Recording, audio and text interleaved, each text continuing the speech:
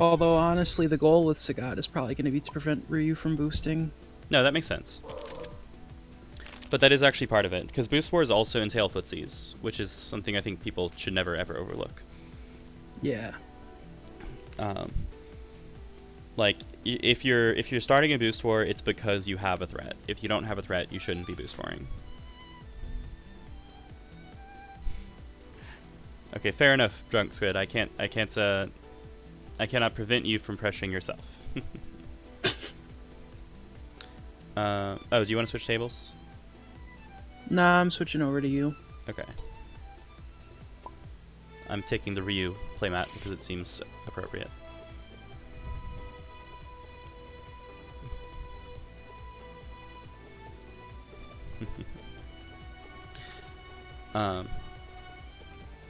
So let's see.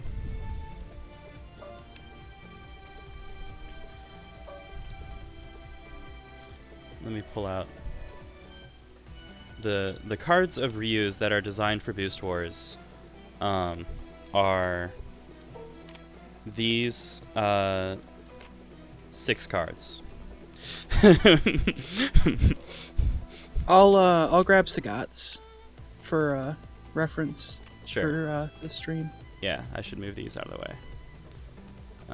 and explain kind of the purpose of each within the context of boosting. Because Sagat's are mostly just to apply pressure to an opponent that can't answer his threats, anyways, or to make his threats a lot more unanswerable. Mm-hmm. So they kind of serve a different purpose from Ryu's. So both of his ultra boosts are really great. It's probably some of the best ultra boosts you could have. This one makes anything that he plays just unbeatable, pretty much straight up. And this one makes a lot of things. This one is his. I'm boost warring, but I don't have an answer. Let me get something that at least works, kind of. So this is the one that you'll probably see me play in response to stuff that you do. If I don't have an answer to play. Mm-hmm. This one is mostly threat of power, but isn't necessarily. It's good if you have Tiger Uppercut or if you know you have Tiger Uppercuts coming. But I prefer honestly just striking with low step kick. I value the strike a lot more, especially post Exceed. Oh yeah, The post real meat Exceed, and potatoes it's really of good. Sagat's boost game is Spite. Spite is really good, especially because if you have Spite down, you're basically automatically threatening this if you're in range. Most characters can't answer that. Ryu notably can answer that, which makes it really risky to do something like Spite with the expectation of throwing down Tiger Destruction on defense. Mm-hmm. Yep. So he interestingly has. So actually, okay, here I'm going to talk about these two in the context of Ryu's dynamics as well, because I think there are 2 boosts that Ryu does or there are 3 boosts that Ryu has that don't look like boost wars that are, because they're designed to end boost wars, or rather, this is designed to start a boost war, because what Key Charge says is it says you can now threaten Hadoken at speed 6. That it does. And that's important text, because when he has 1 card engaged, he can threaten a speed 6 attack that covers ranges 3 to 6, which most characters can't do anything about. And that actually adds to the dynamic of what I was talking about with Spite and Tiger Destruction, where in most matchups I can just slam this down after boosting Spite. Mm-hmm. But if Ryu initiates, that becomes suddenly unsafe. So Key Charge is just how Ryu starts his engine running. And in this matchup, I will probably play it because Donkey Kick does not really get mileage against Sagat ever. Like, Sagat is hard-pressed to lose to Donkey Kick. I don't think it happens. Unless Ryu initiates, but eh. I mean, even sending Sagat to range 4 is not a loss for Sagat. Yeah, yeah. Or 3. Kick is 3. Punch is 4. Well, I'm assuming you're playing at a range 2. Oh, right. Math. Sorry. No, yeah. Usually you will play it on kick at range 2. It's rare to play it at range 1. Okay, so Ryu has 2 boosts that are designed to end with boost wars. They are Quick Step and Lightning Reflexes. Because boost wars are designed around your current range of the opponent. Like, they are about, I have a threat that is, usually it's going to be a mid-speed, usually it's going to be Spike Dive or EX Spike.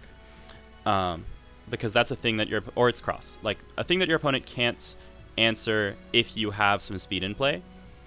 Or a thing that, when you play Fierce on top of it, becomes impossible to deal with, which is EX Assault at range 3. Sometimes range 2, but usually range 3. So, like, You boost war with power if you need to hit a power breakpoint to stun sweep. You boost with speed if you need to hit a speed breakpoint to beat everything. Now, Quickstep says, whatever range this war is taking place at, get out of it, and then usually strike. But like, if your opponent is setting up to do, if we're at range 3 and we're boost warring for days, and I'm like, okay, against Sagat, this scenario I'm about to describe won't happen. But against anybody who isn't Sagat, I can be like, oh, my opponent is finally one up on me on speed boosts, but they don't have a projectile. Move 1, strike with cross. And I end the boost war. Like, because they're threatening an EX assault, they're threatening an EX dive, they have +2 speed over me, like I have to be out of range, strike with cross. And get out of the way. Or, move in, strike with block or focus, if they don't have power but they just have speed. Like if we're at range 2, this might happen. Move to range 1, strike with something sane and defensive, like focus, sweep, probably not donkey kick, maybe block, maybe not. Against Sagat, I don't really like blocking, because he's just happy to hit you. But yeah, so that's like the thing with Quickstep. And then Lightning Reflexes likewise is like, if you have an edge in the boost war and your opponent doesn't have answers for it, then you turn I'm a leg up into I have a crushing victory. So if I'm 3 or 4 speed over my opponent and 2 power, and we're at range 1 and they're like, okay, I'm just going to hunker down and block whatever it is. Well, firstly, he has a card with Ignore Armor, but it's technically not guaranteed. If they have an EX Grasp, they can cover it even if you have +4 speed on it. So you can instead jump to range 3 and play your Spike, your speed 7 Spike, and they go, oh, well. And they take 9, because that's what happens. Like, Metsushoryu is a very, very good strike, but the boost is also extremely good because it abruptly ends boost wars that your opponent thought they were safe in. On a related note, please say hello to Quick Backdash, which it's such a good boost. Which is a boost that says that, well, it's the boost that is the entire reason, in my opinion, that Sagat is actually like not bad at range 1. I think his worst range is range 2 because Quick Backdash exists. That's me. You might argue it, but it probably is, but I wouldn't even say he's that bad at range 2. He's not that bad at range 2 either. I just think it's worse than range 1 because 1 becomes range 3. Just like Guile is not bad at range 4 because 4 becomes 2 in a hurry. So Quick Backdash is the boost that says we're on the same footing, we're threatening the same things, and we're at close range, and he doesn't have an Ignore Armor card, notably. So, like, you can, if he gets +4 speed in play at range 1, and you're like, okay, I'll prepare, whatever, I have a block, I got good stuff coming. He says, that's suicide. Oh, you're ready to block, are you? Retreat 2, Spike. Like, retreat 2, face up Tiger Shot, and even if you block, you lose. But generally, it's like, oh, okay, retreat 2, do whatever the heck I want. And suddenly he wins. Like, if you sit back against the Swift Destruction, you're in serious trouble. And in general, Quick Backdash is the thing that lets him cheat his way into a position that you didn't know you were already in. Reach is very good, but Reach is... okay, so Quick Backdash is his version of Lightning Reflexes. Because he's going to jump back to probably boost, probably strike. And that's kind of the Lightning Reflexes role. Reach has more of a role like Quickstep, I think, which is that it is less of a I'm definitely absolutely winning this right now, and more of a tool like, I don't know, how do you use Reach? Because when I use Reach, it's like I have a range 1 dive with Massive already in play. I use Reach on a character that's not Sagat. Okay, that's fair. But that is how I would use it, is if I had Massive in play to make range 1 dives work. Right. That's an essentially completely safe play. Right, like it has 4 defense, it's speed 5 or 6 depending, it has range 1 to 3, and it ideally will end you up at range. And against anything slower, you just can't get hit. So it's super good. But yes, Terrifying is a wonderful boost, except that it's on Tiger Uppercut. So usually I do not think Sagat ends boost wars with Terrifying. If he's completely strapped for options, if he's out of Quick Backdashes and he doesn't have good plays, he might use Terrifying to try to diffuse an opponent threat. Like if he knows that the opponent is holding EX Metsu Shoryuken, you can be like, okay, I'm going to get rid of 2 of those cards and hope that I hit them. But I feel like Terrifying isn't usually the play because Tiger Uppercut exists, and Tiger Uppercut is stupid good. It is a very, very good card. Yeah. So as for the boosts themselves that may be warring, I completely agree with Blue. Spite is like 100% the backbone of Sagat's boost game, or boost war game anyway. Swift Attraction is really good too. But like Swift is incredibly good because what Sagat does as a zoner, specifically as a Keep Away zoner, is somebody who like will always have more resources than you while also pushing you to range, which is extremely rude.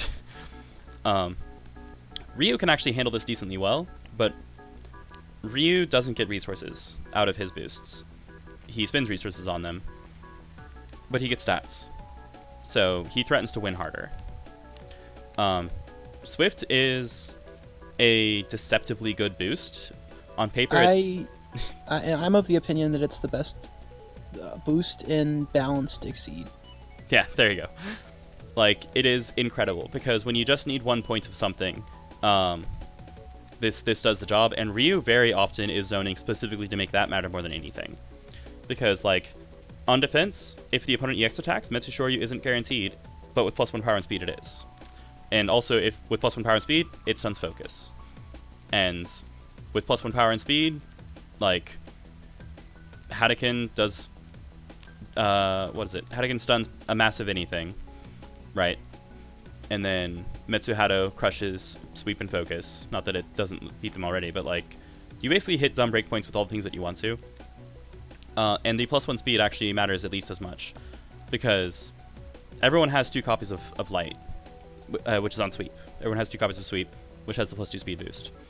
Most people don't have an extra +1 speed, so in a boost war, this gives Ryu a, like, definitive edge. Defensive is actually not nearly as important.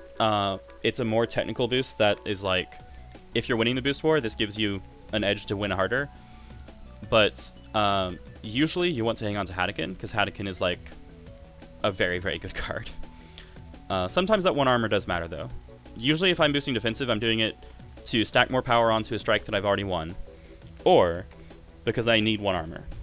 Because sometimes you really need 1 armor. I think defensive's best. The best time to use it is with 1-inch punch. It makes it lose to nothing. Yeah, it makes it win against everything really hard. That makes sense. Yeah, 1-inch punch loses to focus normally. It hurts focus an awful lot, but it does actually lose to focus because you don't get your positioning advantage out of it, and the opponent gets to trade. And that's not what you want to do if you're playing 1-inch punch. Defensive on top of 1-inch punch means that you have 1 to 3 armor, 6 guard. And at range 1, you're dealing 7 damage ignoring armor, so you crush everything slower, and anything faster, you mostly shrug off. So yeah, that is an extremely good use of 1-inch punch. Of defensive. And then lastly, we have the warrior. Is Ryu Shoryuken not on the table? Wait, did I not? 1, 2, 3, 4. Because I was thinking of how that card was gonna really screw with Massive. I deleted it. Here we go. So it's not part of Ryu's normal boost wars, is my opinion. That is definitely true. Yeah, like the only reason to use overhead in most boost wars is when you're out of 1-inch punches, or you don't have enough speed that 1-inch punch is guaranteed. Because normally you have ignore armor. You don't need to actually like play a boost that says ignore armor. But if you have enough damage on the table and you don't have a 1-inch punch, or they have a ranged block, or if you're at range where like Spike isn't up, 1-inch punch isn't up, it's nice. Like, it'll have some interesting utility in this matchup because something like Massive Tiger Shot answers Bear Hadouken, but if you do overhead crit Hadouken and I have Massive up and that's my answer, then I need low Tiger Shot. Right, because suddenly the armor doesn't do anything and you only have 2 guard, and 2 guard is not enough to guard through anything. That makes a lot of... Yeah, that's a good point, actually. It is relevant in this matchup. Most of the time, I don't consider it part of his boost wars. Honestly... And as I said before, my goal is to make sure Ryu doesn't boost. Yes. So lastly, Metsu Hadouken. This is tech bait. If your opponent is sensible, they will hold their dives waiting for this card. Because, well, the same reason that I hold dives waiting for Swift Destruction, right? Like, if you're in it, like boost wars... against characters who don't have boosts like this +4 speed or this +2 power, +2 speed, they look like light, light, tech, tech. Okay, keep fighting, keep volleying. Like, see who has the sweeps and the dives, and those interact with each other. In a game against Ryu, you cannot tech light safely because Wave the Warrior is waiting. Like, and even if you tech one, he's actually okay with it because if both of your dives are down, that means the second Wave the Warrior is coming out, and then he probably wins the boost war. So, like, the risk in that obviously is that if you're holding on to your dives, well, you can get readings, and that absolutely can happen. Ryu in particular is okay with making his opponent walk into him. Sagat less so, but if he knows he has a reading, then he definitely is okay with doing that too, because he can strike face up, and that's like, yeah, reading dive strike face up Tiger Shot is very, very bad for the opponent. But yeah, so that's like this is usually just going to get teched, and that's fine. Like, it means that your opponent holds on to their dives, which means that you can use your sweeps, your lights, to win the boost wars that pressure them at times that they don't have their lights in hands. There's a similar dynamic to that, which is that if I play light and he plays light, and I play light, the correct play for him is probably to give up on that boost war and save his second light so that the next boost war he can win. Like, I've committed one card more than him to the volley, which means that I'm at a disadvantage in future strikes. So he should not really go farther. Now, he is Sagat in this matchup, so in this matchup, Switch Destruction is a good play. But generally speaking, like, playing another light so that we both have all of our sweeps in play is disadvantageous to the person who played the last thing, because now we're just breaking even. So he hasn't gained a leg up on me, he's just gained even footing, and now it's my initiative, which means that I can do something to break that tie or to initiate. So, yeah, that's kind of my rundown of how boost wars work. So Andy says he's around. I would still like to play a game against you real quick, Blue, just so we can actually, like, do this thing, if you're up for it. Sure, yeah. Sure you can? Just give me a short moment to rearrange myself. Yeah, no worries. So Squid. So Boost Wars, I just talked about how these characters Boost War. Broadly speaking, Boost Wars amount to playing light so you're faster, throwing power on top of your light when your opponent doesn't get rid of it, and then knowing if you can beat block. So if you're at range 2 or 3, and then having light in play means that you are threatening to spike the opponent's block. So if they strike, then you might be thinking, oh, that's probably a cross to get out of the way of assault, or it's a block to cover the... Sorry, a cross to get out of the way of spike, or a block to cover the assault. And that's where the mix-ups come in. But in terms of how Boost Wars work, it's just literally like an exchange of cards going back and forth, and you're just counting your incremental value. I'm probably making it sound more complicated than it is.